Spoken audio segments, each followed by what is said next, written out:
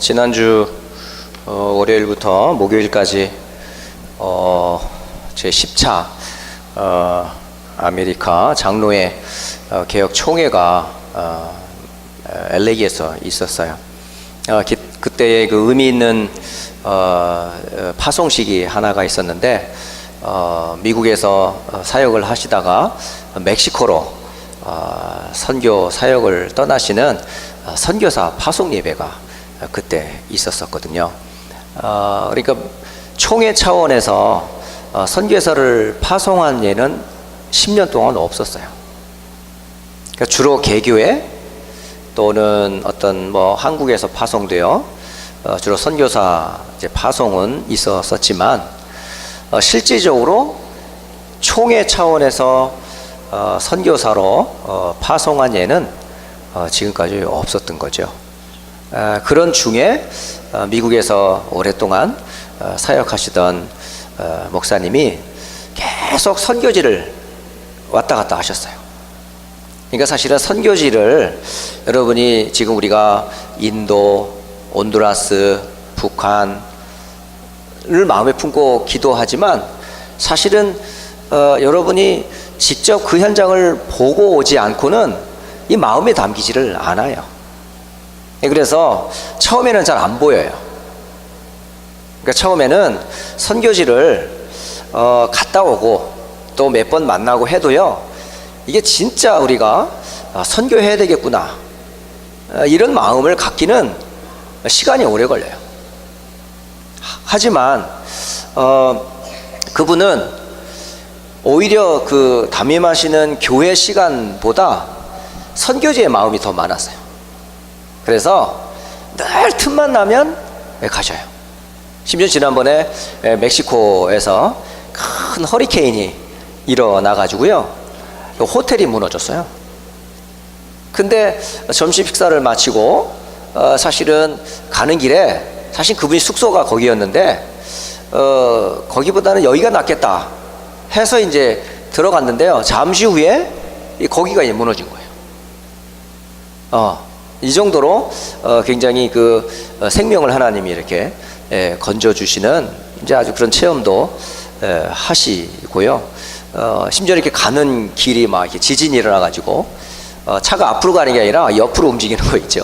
그러니까 그런 좀 자연재해도 심상치 않은 그런 곳, 그런 곳에 마음을 품고 계속 들어가시던 중에 만남이 이루어져요. 하나씩 만남이 이루어지던 중에 이제 현지의 목회자도 만나고 또 교회도 연결되고, 그러면 계속 문이 열리고 현지인들이 자꾸 이렇게 돌아오는 게 보여지니까, 하나님이 지금 미국에서 내가 사역하는 것보다는 오히려 멕시코 현장에서 사역하는 것이 하나님의 뜻이겠다라고 하는 확신을 가지시고 이번에 선교사로 파송을 받는 예식에 참여를 하게 됐어요. 진짜 우리가 지금 2018년도를 시작하면서 만민을 위해 기치를 들라, 이 말이 보통 말이 아니에요. 여러분, 한 사람 한 사람이 지금 얼마나 중요한 사람인지 가치로 따지자면 말할 수가 없어요. 왜 그렇게 가치가 있냐? 하나님이 보실 때 세상 사람들은 버려진 땅, 황무한 렘넌트라고 말하는 볼품없는 여러분을 하나님은 은혜를 더하시고 축복하셔서 그리스도 예수 안에서 너희를 홑시바라 뷸라라, 하나님이 너희를 기뻐하고 내가 너희와 결혼한 자 같이 나는 너와 함께 있기를 원한다. 그러니까 사람들이 볼 때는 참 가치 없어 보이는 우리들 같이 보이지만은, 하나님이 볼 때는 그 가치를 그리스도를 주사 우리를 흑암에서, 황무한 땅에서 건져주셨어요. 그렇다면 여러분, 한 사람 한 사람의 가치는 땅의 것으로는 계산이 안 돼. 이건 하나님만 아시는 거야. 그런 가치를 뭘로 주셨어요? 그리스도라는 복음으로 주셨어요. 여러분, 복음이란 말은 쉬운 단어가 아니에요. 이거는 비밀이에요, 비밀. 구약 성경에 많은 왕들이 있었잖아요. 에집트에 바로 왕이 있었고, 뭐 블레셋에 뭐 많은 왕들도 있었고, 뭐 아람과 뭐 바벨론과 심지어 로마의 그 가이사에 이르기까지 많은 왕들이 세상을 움직이고 있었지만 그 어떤 왕도 그리스도를 말할 때 못 깨달았다니까요. 그런데 포로로 붙잡혀 있고 노예로 붙잡혀 있고 벌품없이 버려진 렘넌트 같은 그들의 입에서 뭐가 선포가 돼요? 하나님이 함께하는 그리스도가 선포되는 거예요. 여러분, 지금 여러분 한 사람 한 사람이 얼마나 지금 하나님 보실 때 소중한 렘넌트라는 걸 아셔야 돼요. 결국은 선교는 누구를 통해 이루어지는 줄 아세요? 렘넌트를 통해 이루어지는 거예요. 남은 자들을 통해서 이루어지는 거예요. 흩어진 자를 통해서 이루어지고 숨겨둔 자를 통해 하나님 뭘 하셨다? 선교를 하셨다는 거예요. 그게 구약의 렘넌트 사역이에요. 이 메시지, 사실 성경의 모든 스토리에 백그라운드에 뭐가 항상 있어요? 강대국이 있어요. 여러분 아시죠? 요셉의 뒤에 누가 있었어요? 애굽이라는 나라가 있었잖아요.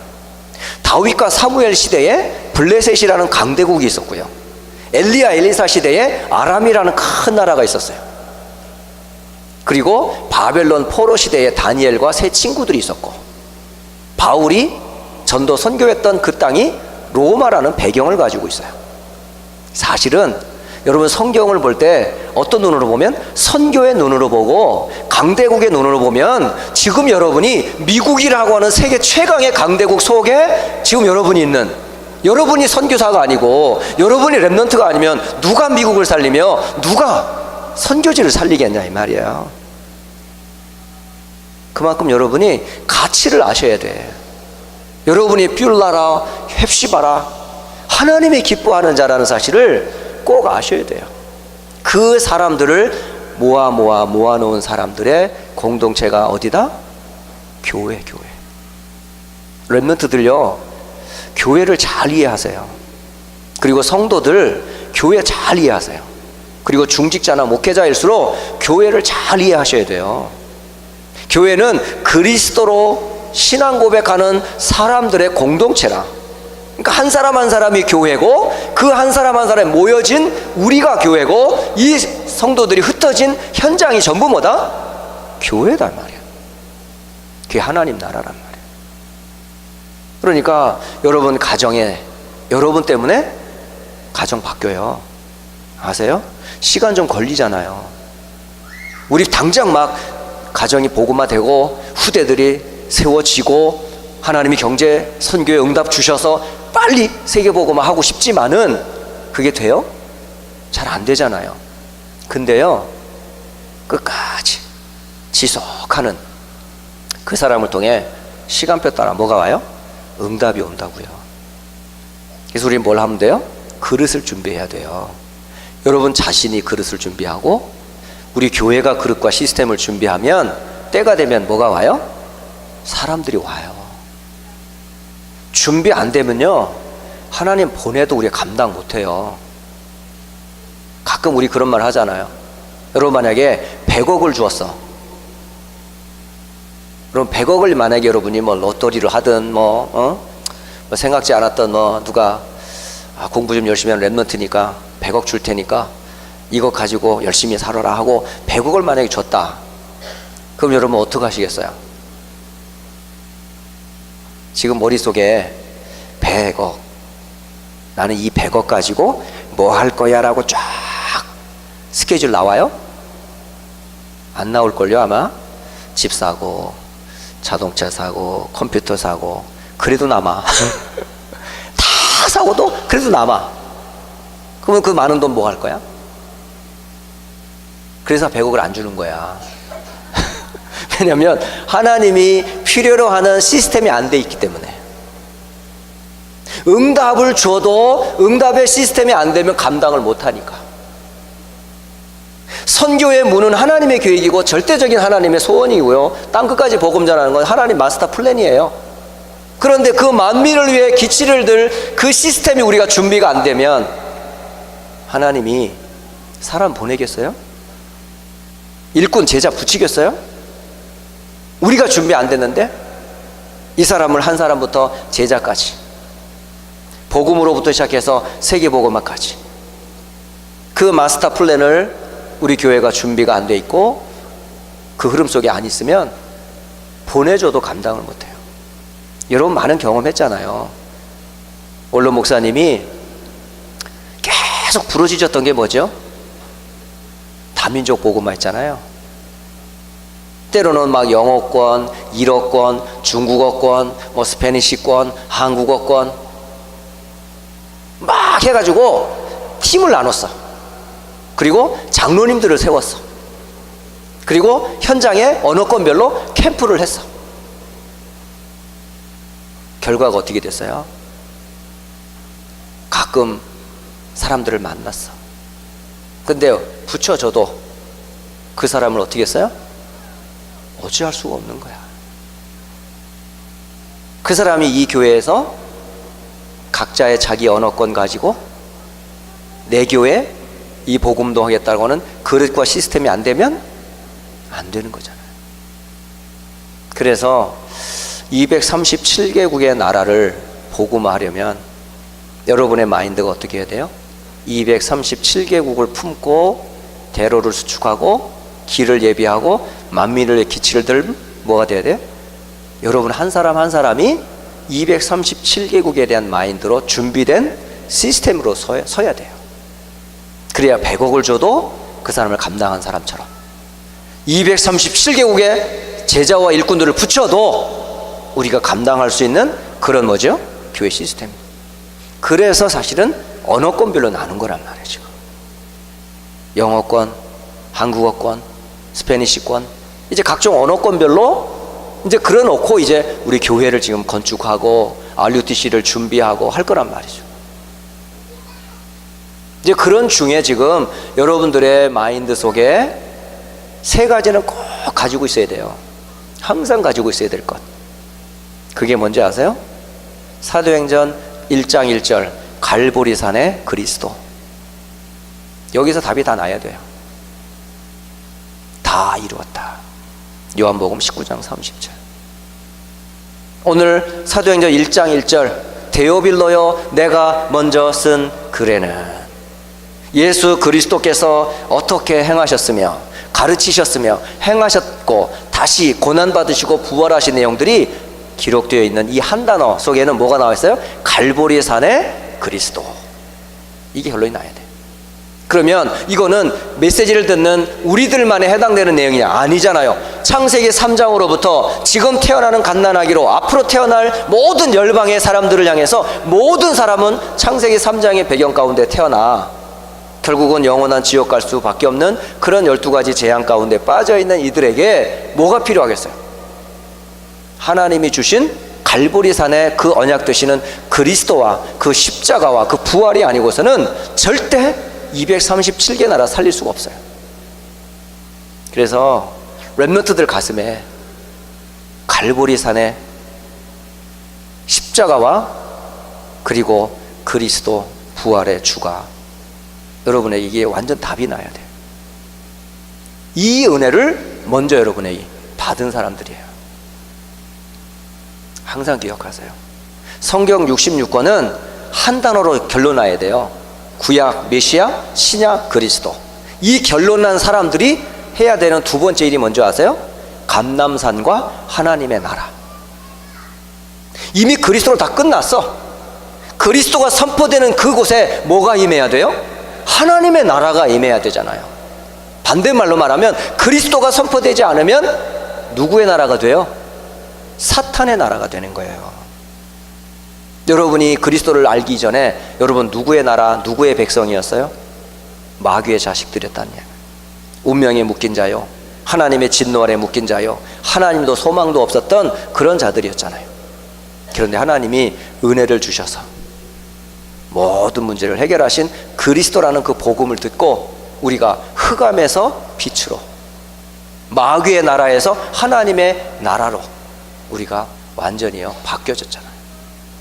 그래서 감람산과 하나님의 나라, 이걸 기억하셔야 돼요. 여러분, 그래서 이걸 누려야 돼요. 항상 너희는 예루살렘을 떠나지 말고 아버지의 약속하신 성령을 받기까지 기다려라. 이 기다리는 시간을 보고 집중이라고 그래요. 감람산의 이곳은 바로 뭐냐? 집중의 시간이라. 그래서 오늘 우리 구역장님들에게 주는 메시지 중에 하나가 뭐였냐면 감람산의 시간표를 가져라라는 거예요. 바로 집중의 시간표를 가져라. 바로 제자들에게 예수님이 40일 동안 집중적으로 전했던 메시지가 뭐였어요? 이미 결론 다 났으니까. 부활의 증인이신 예수님이 직접 제자들 앞에서 40일간 뭐만 하셨어요? 하나님 나라의 일에 관하여 증거하셨더라라고 되어 있어요.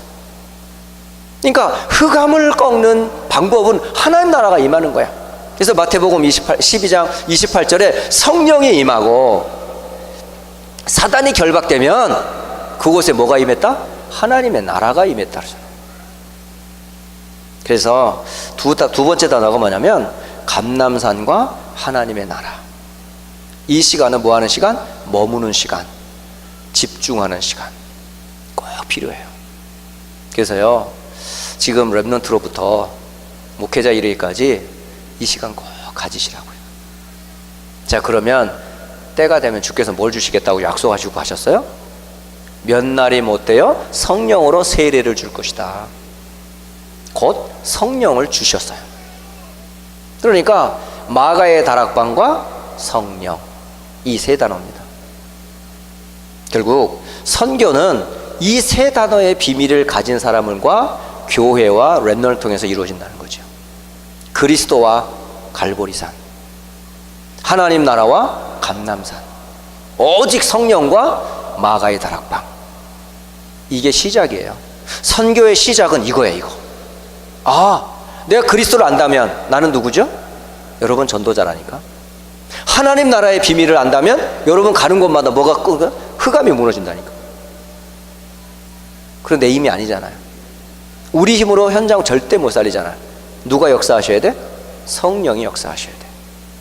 그래서 참 선교는 이 세 단어가 중심이 돼야 돼요. 그래서 오늘 연합으로 우리가 선교 헌신 예배 1년에 한 달에 한 번씩 갖는 시간이에요.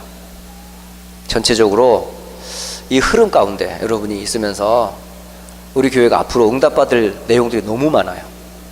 제가 총회나 이런 큰 대회를 갔다 오고 나면요 응답들을 하나씩 챙겨가지고 와요. 그게 뭐냐면요 제가 받을 응답이 아니고 우리 성도들이 받을 응답들을 제가 챙겨가지고 와요. 예? 제가 이번에 목회 1년도 안 된 제가 아메리카 장로회 개혁총회 임원이 됐어. 임원이 돼도 돼요?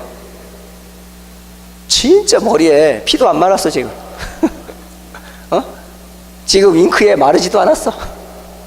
그런데 하나님이 뭘 우리를 절 보고 했겠습니까? 그게 아니에요. 그 교회의 배경을 보고 사람을 세우는 거예요. 그러면 그 응답은 누가 받아야 되겠습니까? 여러분이 받게 돼 있다니까요. 그래서 여러분은 대 휴스턴 안디옥 교회 장로요, 권사요, 집사요, 렘넌트예요. 여러분 한번 다른 데 가봐요. 한국에 나가봐요. 휴스턴 안디옥 교회 하면요 다들 부러워하는 거 아세요? 진짜 모르는가 봐. 안 나가봤어요? 나가봐요. 가보면 어느 교회 다녀요? 아니 먼저 물어보겠죠. 어디서 왔어요? 그러면 미국에서 왔는데요. 미국 어디에서 왔어요? 휴스턴에 왔는데요. 휴스턴 어느 교회 다녀요? 안디옥 교회. 이런다니까요. 여러분이 지금 어떤 큰 축복의 흐름 속에 있는지 실감이 안 나시는가 봐요. 가끔 휴가차 다른 교회 가보신 분들 알잖아요. 에? 오직 그리스도, 하나님의 나라, 오직 성령, 갈보리산, 감람산, 마가의 다락방의 그 언약을 기반으로 한 마가의 다락방의 언약을 이어갔던 안디옥 교회, 그 언약을 우리도 이어가자 해서 세워진 교회가 휴스턴 안디옥 교회예요. 여러분은 그런 교회에 대한 자부심이 없다면요 여러분 은혜를 덜 받으신 분이야. 저는 은혜를 너무너무 많이 받아가지고 가는 곳곳마다 응답이 계속 와. 그래가지고 제가 총회에도 알려줬어요. 응답받는 목사님 오셨습니까? 이래. 오늘은 무슨 응답을 갖고 오셨습니까? 이래 물어봐요. 하나님 진짜 제 이름 너무 잘 지어줬어요. 응답받는 남자 기가 막히지 않습니까? 저처럼 좋은 이름 갖고 있으면 나와봐요. 어? 진짜요. 응답이라 매 순간순간. 거기 어디서 이렇게 왔어요? 갈보리산과 그리스도 안에서, 하나님 나라와 감람산 언약 속에서, 오직 성령과 마가의 다락방인 전도와 선교의 흐름 속에서 온 응답들이 아닌가요 이거? 그럼 그 속에서 저만의 응답이 아니잖아요. 우리 휴전 안디옥 교회가 받을 응답이 뭐예요? 그 응답이 바로 여러분이 그리스도로, 하나님의 나라로, 오직 성령으로 완전 답과 결론과 방향이 지어졌다면 앞으로 뭐가 이루어지죠? 사도행전자의 응답은 계속 되게 돼 있어요. 그런 선교의 대열에 우리 서 있다고요. 렘넌트들이 이 응답 가지고 이제 인도도 살리고 온두라스도 살리고 우리 북한도 살리고 앞으로 저는 정말 기대가 돼요. 제 생을 하나님이 어떻게 축복하실지, 제가 인생을 마감하는 날 제게 어떤 하나님의 은혜와 응답으로 충만하게 채워주실지 전 늘 기대가 돼요. 이게 저만의 응답일까요? 아니요. 저는 이 응답을 함께 받을 거거든요. 어느 교회와 함께? 휴스턴 안디옥 교회와 함께. 그래서 여러분 분명히 축복받게 돼 있어요. 응답받게 돼 있습니다. 분명히 하나님이 여러분을 영적 서밋, 기능 서밋, 문화 서밋으로 반드시 렘넌트는 서게 돼 있어요. 그리고 모든 성도들 셋 중에 하나는 응답받게 될 겁니다. 홀리 메이슨으로 응답받든지, 렘넌트 미니스트리로 응답받든지, 또는 뭐죠? 비밀 결사대로 응답을 받든지 반드시 오게 돼 있습니다. 어디 안에 있으면? 새 언약 속에 있으면 갈보리산과 그리스도, 감난산과 하나님 나라, 그리고 마가의 다락방과 오직 성령 속에 있다면 여러분은 반드시 이 응답을 받게 될 거예요. 그래서 2018년도에 개인, 교회, 여러분 기관, 모든 선교 현장들을 생각하면서 언약 따라 가세요. 그러면 시간표에 따라 계속 응답 와요. 증거를 하나님 주신다고 했어요. 이 은혜를 모든 성도들이 함께 누리시기를 주 예수 그리스도 이름으로 축복합니다. 잠깐 기도하겠습니다. 하나님,